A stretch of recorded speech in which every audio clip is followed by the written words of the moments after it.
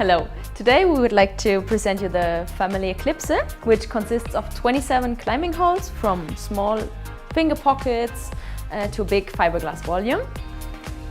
The small finger holes can vary in their size as well as in the depth of the hole. The medium-sized holes are also very varied. We can find jug holes like this one, or a crimp hole like this one, maybe.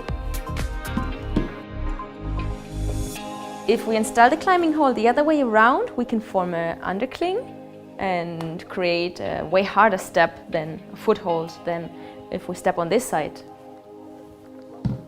The fiberglass volume is very light, doesn't weigh much. We can join hands and put heel hooks. Now we're going to set a route with this set of climbing holes to see how they are.